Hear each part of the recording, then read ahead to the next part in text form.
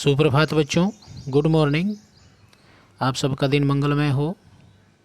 आज 10वीं कक्षा में शेमुषी भाग 2 पाठ्यपुस्तक से हम शिशु लालनम इस पाठ का जो अवशिष्ट भाग है उसका अध्ययन करेंगे। पिछली कक्षा में हमने इस पाठ का कुछ अंश पढ़ा था, परंतु पाठ विस्तृत होने के कारण, बड़ा होने के कारण हम यह पाठ पूरा नहीं कर पाए थे। तो आज हम पढ़ेंगे जहाँ से हमने विराम लिया था, उससे आगे हम आरंभ कर रहे हैं शिशु लालनम इस पाठ का ये वाक्य। इससे पहले मैं चर्चा कर दूं कि राम अपने पुत्रों कुश और लव से वार्तालाप कर रहे हैं और लव और कुश दोनों बड़ी उदारता के साथ, बड़े शिष्टाचार के साथ, बड़े आदर के साथ अपने पिता के प्रश्नों का उत्तर दे रहे हैं। तो उसी कड़ी में राम कहते हैं कि बहुत रमणीय समुदाचार है, आपका आचरण बहुत श्रेष्ठ है। आपके गुरु कौन हैं? यहाँ से प्रश्न हुआ था कि आपके गुरु कौन हैं। यहाँ से हम पढ़ना आरंभ करते हैं। अब देखिए लव इस प्रश्न का उत्तर कैसे देते हैं। ननु भगवान वाल्मीकि ही, भगवान वाल्मीकि निश्चित रूप से हमारे गुरु हैं। राम कहते हैं केन संबंधेन, किस संबंध से भगवान वाल्मीकि आपके गुरु हैं। लवः उपनयनोपदेशेन, उपनयन उपदेश से भगवान वाल्मीकि हमारे गुरु हैं। 16 संस्कार हैं। 16 संस्कार में एक उपनयन संस्कार भी होता है।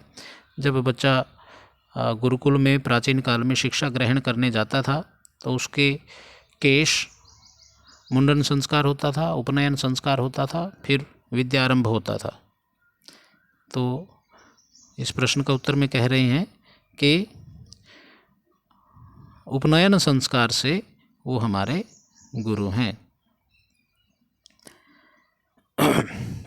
इसके बाद राम प्रश्न पूछते हैं, अहम अत्र भवतो जनकम नाम तो वेदितुम इच्छामि, मैं यहाँ आपके पिता को, जनक होता है पिता, नाम तो मैंने उनके नाम से वेदितुम इच्छामि जानना चाहता हूँ। मैं आप दोनों के पिता को उनके नाम से जानना चाहता हूँ। लवः नहीं जानामि नामधेयम अस्य नामधेयम न जानामि, मैं नाम तो नहीं जानता हूँ। न कश्चित अस्मिन् तपोवने तस्य नाम व्यवहरति, इस तपोवन में कोई भी, कश्चित मैंने कोई भी, तस्य मैंने उनका नाम नहीं, व्यवहरति नहीं लेता, नाम उनका उच्चारण नहीं करता। राम कहते अहो महात्म्यम, क्या महानता के कारण ऐसा है कि वो बहुत अधिक महान होंगे, ऐसा है क्या? अहो महात्म्यम कुश। अब कुश प्रश्न कहते हैं जानामि हम तस्य नामधेयम, मैं उनके नाम को जानता हूँ। रामः कथ्यताम, कहिए क्या नाम है उनका? कुश निरनुक्रोशो नाम, उनका नाम निर्दय है। निरनुक्रोश का अर्थ होता है निर्दय। राम वयस्य अपूर्वम खलु नामधेयम, है मित्र, वयस्य का अर्थ होता है मित्र। हे प्रिय, निश्चय ही उनका नाम बड़ा ही विचित्र है, अद्भुत है। विदूषक, ये ब्रैकेट में लिखा हुआ विचिंत्य, मैंने विचार करके, कुछ सोच करके, चिंतन करके, एवं तावत पृच्छामि, तो इस प्रकार से पूछता हूँ। क्योंकि सीधे सवाल पूछना वो सभा का उल्लंघन होगा। सभा की जो प्रतिष्ठा है, जो मर्यादा है, उसको भी संयमित रखना है। तो इसमें विदूषक प्रश्न पूछता है, निरनुक्रोशो इति कह एवं भणति, निर्दय ऐसा कौन कहकर उनको बोलता है, ऐसा कौन पुकारता है?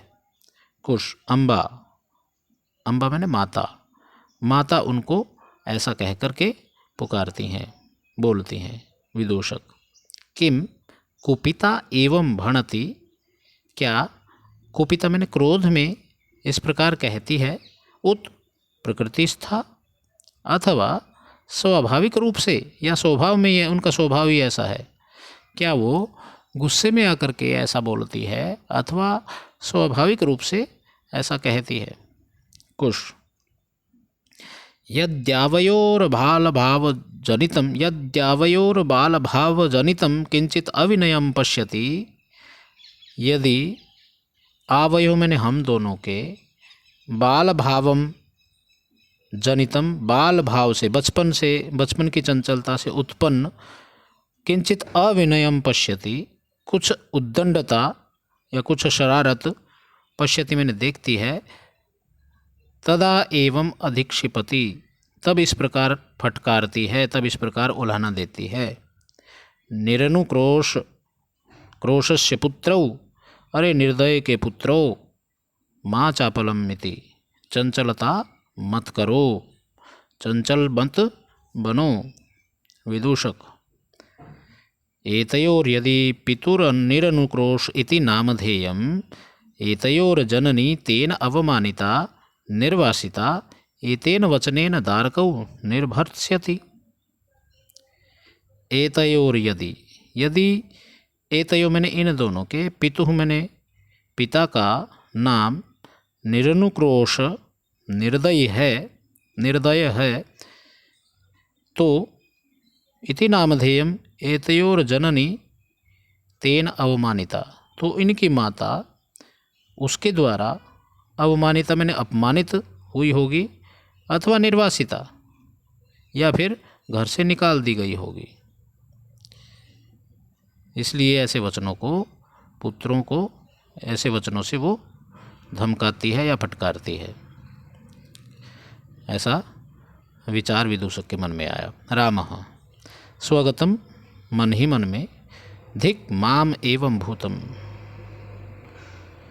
ऐसे ही मुझको धिक्कार है। अब राम को पता लग गया है कि इसकी कहानी मेरे से मैच हो रही है, तो राम अपने आप को थोड़ा सा अपसेट होता है और अपने आप को धिक्कारता है कि धिक माम एवं भूतम, मुझ ऐसे राम को धिक्कार है। सा तपस्विनी मत्कृतेन अपराधेन स्वअपत्यमेव मन्युगर्भैरक्षरै निर्भर्त्स्यति। सा तपस्विनी, वह तपस्वी, मत्कृतेन मेरे द्वारा किए गए, अपराधेन मैंने अपराध से, स्व अपत्यमेव अपनी संतान को ही, अपत्य होता है संतान, अपनी औलाद, अपनी संतति को, अपनी संतान को, मन्युगर्भई मन के गर्भ में रुके हुए, मन के गर्भ में दबे हुए, अक्षरई मैंने अक्षरों से,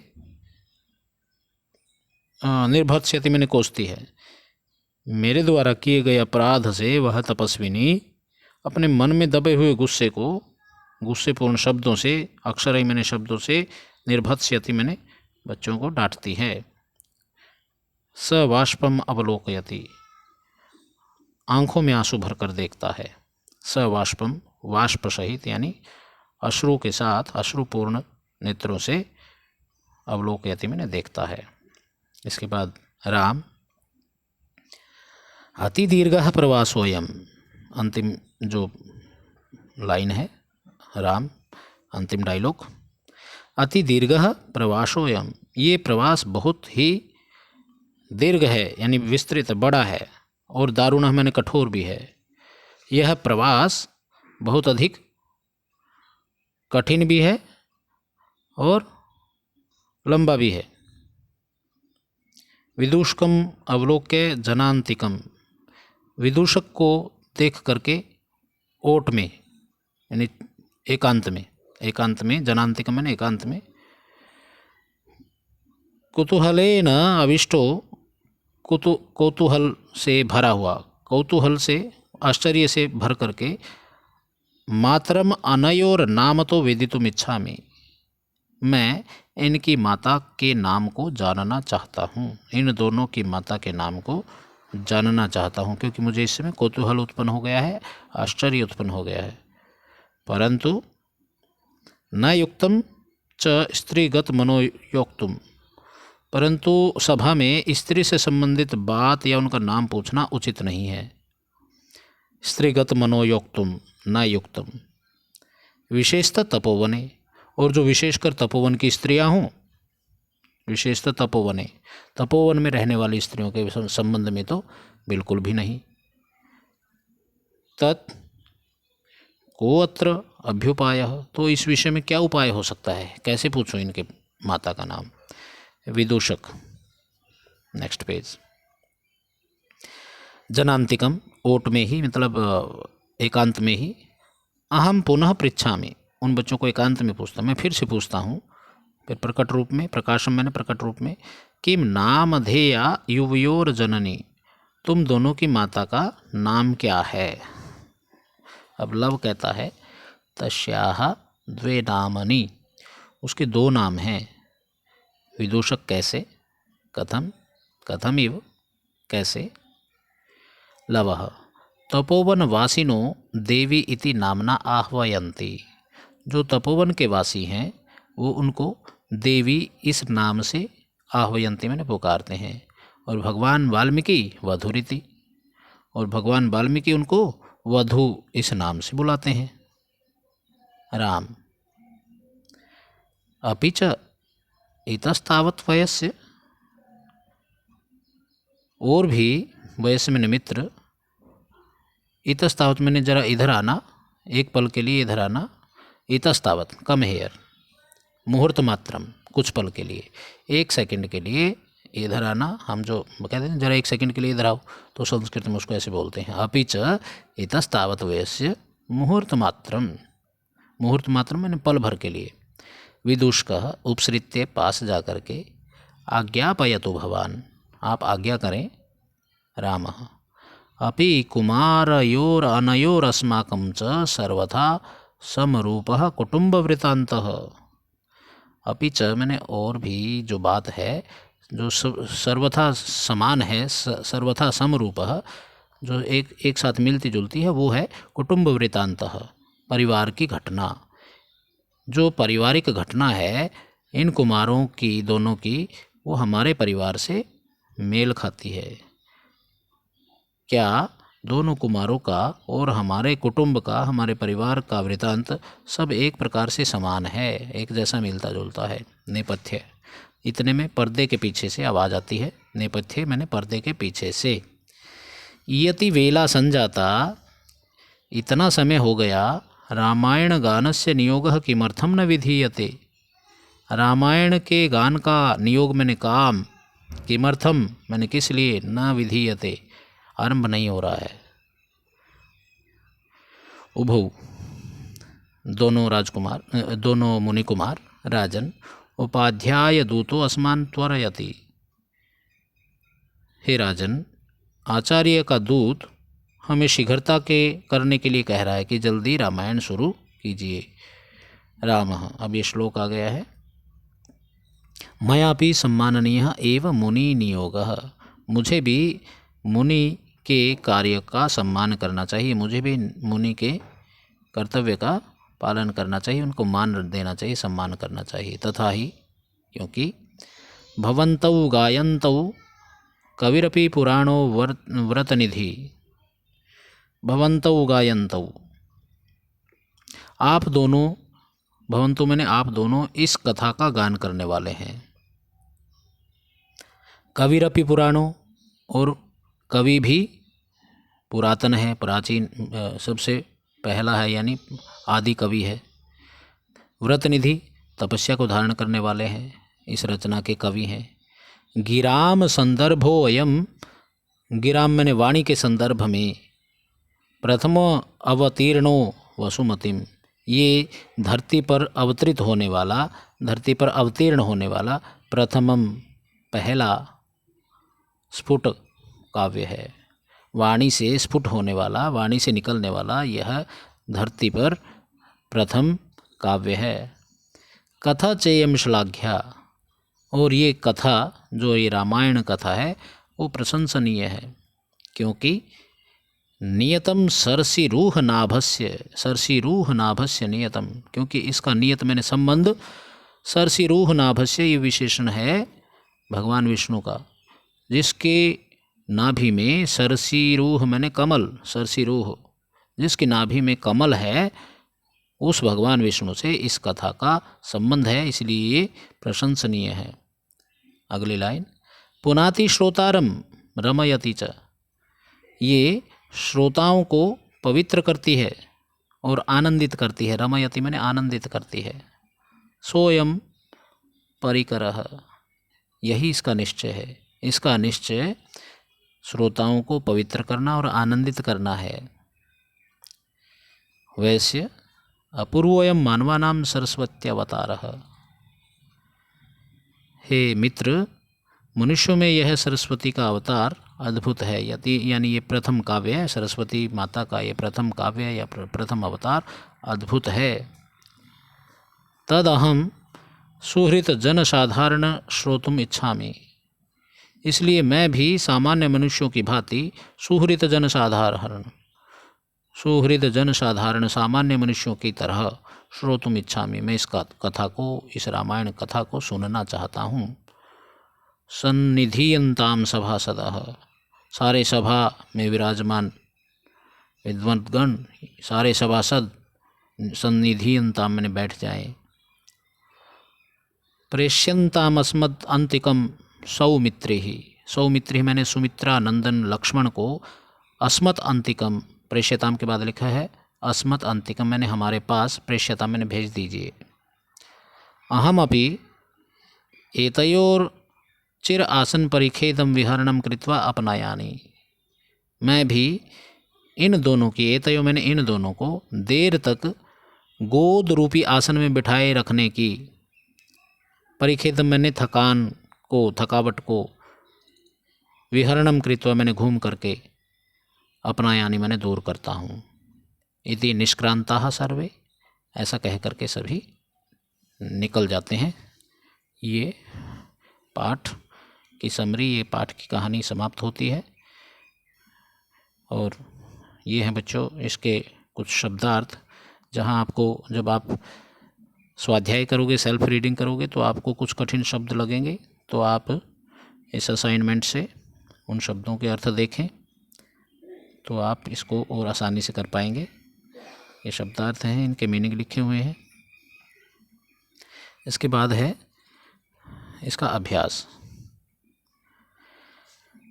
रामाय कुशलवयोः कंठाश्लेषस्य स्पर्शः कीदृशः आसीत्, राम के लिए कुश और लव का गले लगने का स्पर्श कीदृशः मैंने कैसा, आसीत् मैंने था। रामाय कुशलवयोः कंठाश्लेषस्य स्पर्श हृदयग्राही, हृदय पर प्रभाव डालने वाला, आसीत् मैंने था। दूसरा प्रश्न, रामः लवकुशौ कुत्र उपवेशयितुं कथयति, राम लवकुश को कहाँ पर बैठने के लिए कहते हैं। रामः लवकुशौ आसन अर्धम, कुत्र की जगह आ जाएगा आसन अर्धम, उपवेशयितुं कथयति।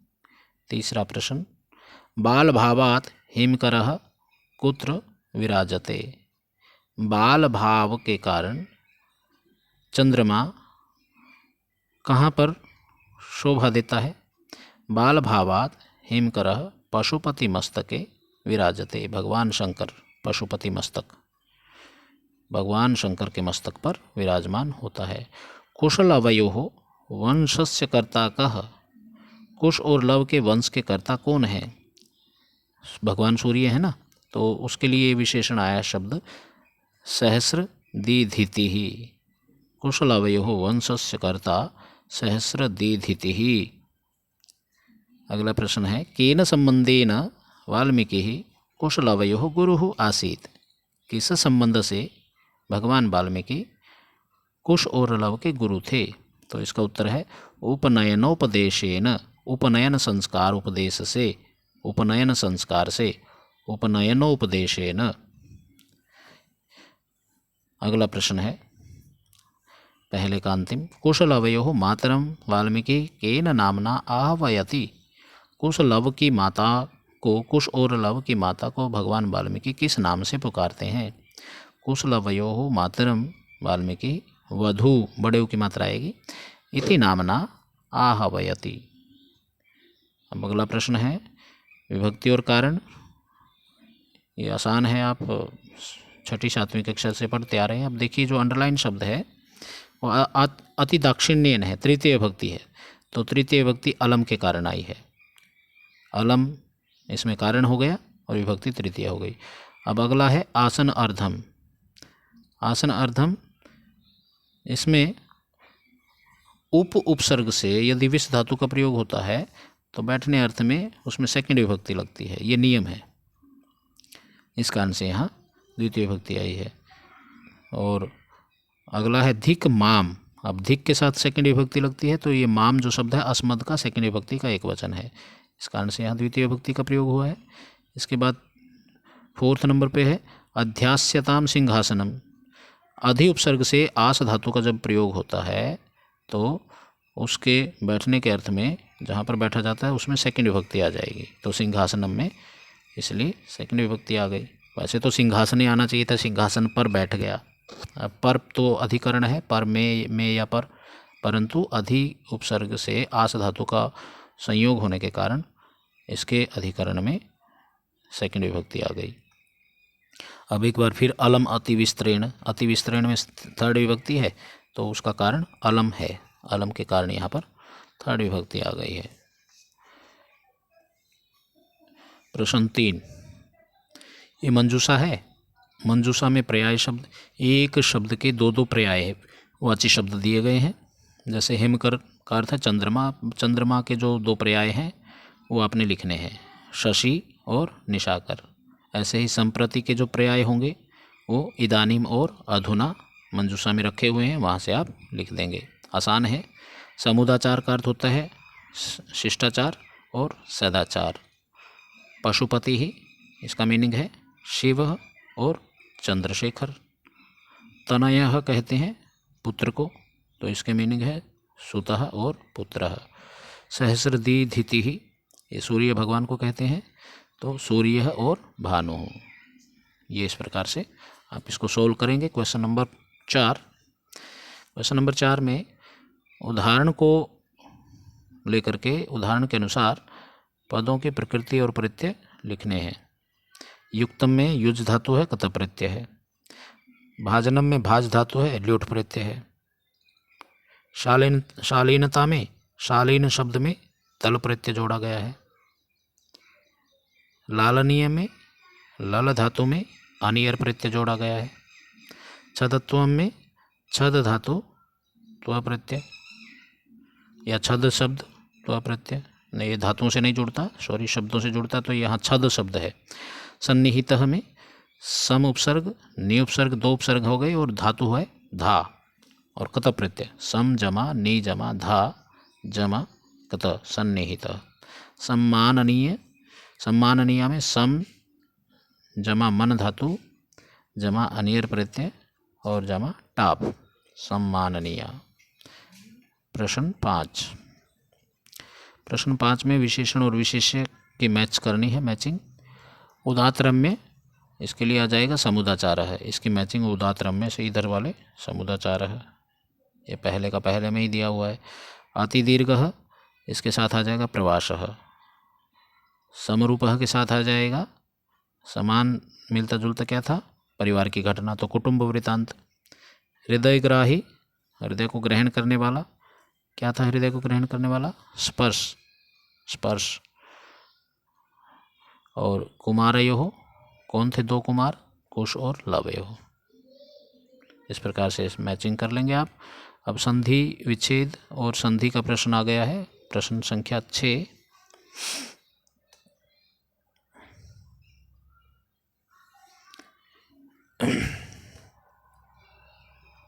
अधोलिखितो पदेषु संधिं कुरुत। द्वयोः जमा अपि, द्वयोरपि, द्वौ जमा अपि, द्वावपि। पहले में विसर्ग संधि है, दूसरे में अयादि संधि है, औ को आव हो गया। कह जमा अत्र, को अत्र, यहाँ पर विसर्ग को ओ हो गया। अनभिज्ञः जमा अहम, यहाँ भी विसर्ग को ओ हो गया, विसर्ग संधि है। अनभिज्ञो अहम, इति प्लस आत्मानम, यहाँ यण संधि है, इत्यात्मानम। तो 10वीं कक्षा में ये आप पहले पढ़ चुके हैं, इसलिए इतनी ज़्यादा इस पर चर्चा करने की आवश्यकता नहीं है। अब है संधि विच्छेद करना। अहम जमा अपि जमा एतयो हो, 3 शब्दों में टूटेगा। अहम अप्येतयो हो, वयो जमा अनुरोधात, वयो जमा अनुरोधात, समान जमा अभिजनऊ, वयो जमा अनुरोधात में पूर्व रूप संधि है, समान जमा अभिजनऊ में दीर्घ संधि है। अहम जमा अपि, यहाँ पर यण संधि है, और अहम प्लस अपि यहाँ संयोग है, और अपि जमा एतयो में यण संधि है। अब अंतिम है खलु जमा एतत्, यहाँ पर भी खलु एतत् यण संधि है। प्रश्न किसने किसको कहा, ये इस तरह के आते नहीं हैं, फिर भी मैं बता देता हूँ। पहला वाक्य स्ववयोधानम न चरित्रलोपाय, ये राम ने दोनों कुमार मुनि कुमारों को, कुश और लव को कहा था। दूसरा किम कोपिता एवं भणिता उत प्रकृतिस्था, भाई वो गुस्से में ऐसा बोलती है अथवा स्वभाव से, तो ये बात कही थी विदूषक ने कुश को। जानामि अहम तस्य नामधेयम, मैं उसके नाम को जानता हूँ, ये कुश ने राम को बात कही थी। तस्याः द्वे नामनि, उसके 2 नाम हैं, ये बात लव ने विदूषक को कही थी। तो ये था आपके पाठ का अभ्यास, आप इसको अच्छे से करेंगे। ये योग्यता विस्तार है, इससे मिलते जुलते और श्लोक। ये वैसे जिस बच्चे की संस्कृत में अधिक रुचि है, श्लोक उच्चारण में, या उसके लिए होता है। तो इस पाठ की समाप्ति के लिए आपको शुभकामनाएं। मैं अपनी वाणी को विराम लेता हूँ। जय हिंद, जय भारत।